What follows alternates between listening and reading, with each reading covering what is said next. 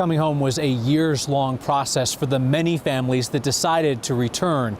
The mayor of Jamestown told me today they are back to the same population that they had before the floods.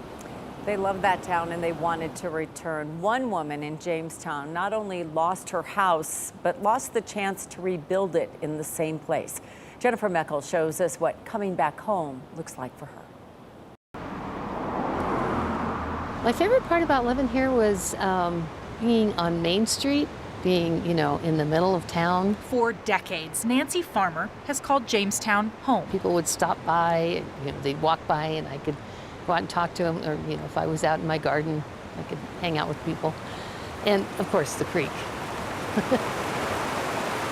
Creek that betrayed me.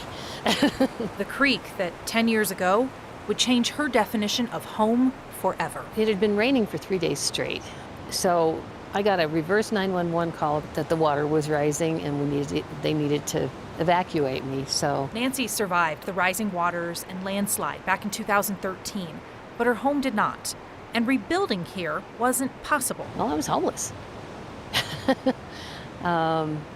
and it took a while to really figure that out. To understand that I wasn't going to be able to rebuild on this piece of land. And that was heartbreaking,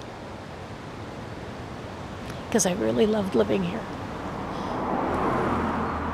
Today, this place serves all of Jamestown. It is now the community garden where people are growing food and flowers, and it makes me happy.